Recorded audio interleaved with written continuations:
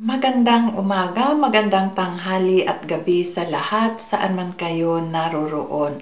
Ang ritual na ibabahagi ko sa inyo ay para doon sa mga relasyong nagkawalaan, nag-break and nag-time out, siguro ay iisa na lang yan.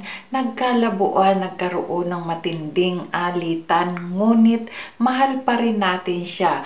Ang ritual na ito ay upang hindi ka mawala-wala sa isip niya at mas lalong titindi ang kanyang pagmamahal sa kabila ng iniwan tayo. Gagawin natin ito upang hindi siya mapakali or hindi ka mawala-wala din sa isip niya. Kung bagkus ay patindi ng patindi pa ang kanyang pagmamahal sa iyo. So, huwag na natin patagalin. Una, hilingin ko ang inyong kahandaan ng inyong sarili. Gawin nyo ito sa pamamagitan ng buong paniniwala at taimtim na maramdam nyo yung pagkagagawa nito. Hindi natin ito gagawin dahil gagaya-gayahin lang natin sa ating mga napanood, kundi gagawin natin ito kaakibat ng paniniwala natin sa Panginoon na ang ating mga kahilingan ay magabayan at matupad sa lalong madaling panahon. Ang sentro ng ating mga gabay sa ating kahilingan ay ang Panginoon pa rin. So, wag tayong makalimot na magdasal sa pamamagitan ng ating mga buhay, pag-ibig, problema ay itong ating ritual na gagabayan ay na ating gagawin ay gagabayan tayo ng Panginoon upang mapadali ang katuparan ng lahat. Gawin lang natin itong talagang makatotohanan at ibigay natin ang 100% na ating paniniwala sa paggawa nito. Iniwan tayo, luhaan tayo, nagmamahal tayo, and nag-break na nga, time out. Iisa na lang siguro yan, masakit yan para sa atin. And kahit sa lalaki, meron din yan. Iniiwan ng mga girlfriend. Nangyayari yan, hindi naman lang din sa babae. Nangyayari na ang babae ang maiwanan. Ang lalaki ay ganun din. So ano ang next na ating gagawin? Kailangan ay may 3 kayong kandila. Kahit anong kulay ng kandila, basta 3 piraso ay sindihan nyo yan. Yan ay may kahulugan. Ang 3 kandila, alam nyo na siguro yan. Dahil pag-ibig ang ating gagawin, puro pag-ibig ito, ay ito ang kahulugan ng 3 kandila na yan. Kaya 3 kandila, kahit anong kulay ay pwede. Basta 3 piraso, sindihan ito sa harapan habang gagawin ang ritual na ito. Ito ay upang hindi ka mawala-wala sa isip, sa kanyang isip at mas lalong tumindi pa ang kanyang pagmamahal sa kabila ng iniwan tayo ng ating mga mahal sa buhay na ating karelasyon. Nagdudusa tayo. Nandoon hindi na tayo nakakakain, nahirapan tayong matulog, and hindi na natin naiintindi yung ating sarili, diba? O hindi natin maitatanggi yan na nararanasan talaga yan ng isa sa atin na nag-time out or nag-break. Dahil nagmamahal tayo, lahat yun ay madadanas tayo, nadidepress tayo. So, gawin natin itong ritual na ito kahit na iniwan tayo upang hindi ka pa rin mawala-wala sa isip niya at habang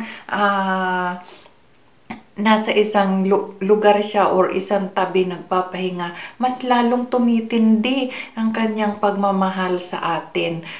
Mas lalo kang naiisip or iisipin ng ating mahal sa buhay. So ano ang ating mga kakailanganin dyan? Yung 3 kandila ay sindihan na, kahit anong kulay yan ay pwede. And kailangan ay may panyo kayo. Kahit anong panyo, kahit sayo yung panyo na yan ay pwede. Kumuha kayo ng isang panyo at kukunin nyo ang isang dahon ng laurel. Dahon ng laurel lang and isang panyo. And sulatan nyo lang ito ng pangalan niya. Pangalan niya lang talaga, and isulat nyo dyan kung ano yung kahilingan nyo sa baba ng kanyang pangalan. Isa lang na pinakamatindi ang isulat nyo dito sa baba ng kanyang pangalan. Pagkatapos pagkasulat, ano ang ating gagawin? And ilagay nyo ito sa panyo, and kahit pa ganyan, kahit anong kulay ng panyo ay pwede po. Kahit madurog yung dahon ng laurel ay pwede naman po yun. And ganyan lang. Huwag niyong bubuksan hanggang maka 7 days kayo kasi gagawin niyo ito for 7 days. Mamimili kayo sa Martes at Biyernes. Pangkaraniwan yan sa ritual na ginagawa. Martes at Biyernes. So, yan ang ating gagawin. And, pagkalagay ng dahon ng laurel dito, ay dadasalan natin ito. Magdasal ng taimtim at banggitin ang pangalan ng 7 beses. Pagkabanggit ng pangalan ay yung inyong mga kahilingan. Ang na-distract ako, yung aking asawa ay tumatawag. So, yung kahilingan, una ay magdasal ng taimtim, ramdamin, at banggitin ang pangalan ng 7 beses. And pangatlo ay yung inyong mga kahilingan. Ramdamin, taimtim na para bang nagdadasal kayo sa harapan ng 3 kandila. Mas makulay na kandila, mas maganda kasi pag-ibig ang ating gagawa ng paraan na maayos para hindi na tayo nagmumukmuk sa isang tabi upang lagi kanyang iisipin, hindi ka mawala-wala sa isip niya at mas lalong titindi ang kanyang pagmamahal sa atin kahit na nagkaroon ng time out ang isang relasyon. And gawin nyo ito ng Martes. Kung napili nyo ang Martes ay sunod-sunod na araw yan. And gawin nyo ito ng 7 ng gabi, yung bago kayo matulog. 7 ng gabi, mag-ingat lang tayo sa kandila ha. Mag-ingat tayo sa kandila. And pagkatapos nyo magawa for 7 days, kung Biyernes nyo naman napili, ay sunod-sunod na din yon. Biyernes, Sabado hanggang maka 7 days kayo. And pagtapos ng 7 days nyo, ano ang gagawin nyo?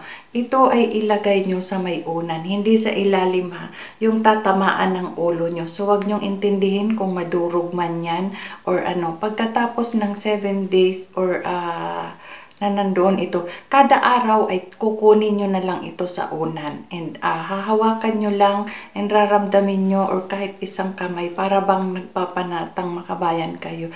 Ramdamin nyo yung inyong pagdasal at banggit ng kahilingan at ang pangalan niya para naman yung tibok-tibok ng pag-ibig ng puso niya ay nandoon, maramdaman niya talaga and ramdamin nyo talaga yung paggawa nito. So ayan, maraming salamat po sa lahat ng mga sumusuporta sa akin.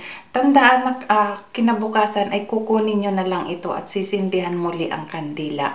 Ayan, maraming salamat po muli sa sumusuporta sa akin and mag-subscribe po kayo kung hindi pa kayo nakapag-subscribe para updated po kayo sa aking mga i-upload. And doon sa mga nasa messenger ko, sana ay maintindihan nyo na hindi po lahat or hindi marami sa araw-araw ang aking pwedeng i-accommodate kasi hindi po yan kakayanin ng isip ko din.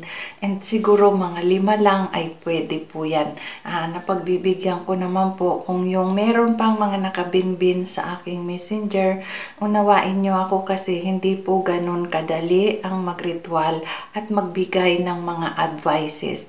Kasi most of the time, bago ko gawa ng ritual or bigyan ng ritual or ibigay ang ritual na dapat gawin ay binibigyan ko muna ng remedyo or advices. Doon lang naman sa willing makinig ng aking advices. Hindi po ako eksperto, but yan po sa abot ng aking makakaya ay isinishare ko po yung mga advices ko na sa tingin ko ay makakatulong po sa inyo. Maraming salamat po at muli humingi akong pasensya sa aking pananalita. Sadya po talagang ganyan. Maraming salamat pong muli sa inyong lahat. Hindi na ako magbabanggit ng mga pangalan kasi marami po akong hindi mababanggit. So, mas minarapat ko na hindi ko banggitin ang pangalan. Shoutout po sa lahat ng mga nagmamahal sa akin at sumusuporta. At yung mga nandoon sa messenger ko, huwag kayong mag-worries kasi hindi ako magbabanggit at hindi ko babanggitin ang inyong mga pangalan. Huwag kayong mag-alala mga minamahal kong taga-suporta. Maraming salamat pong muli. Mabuhay!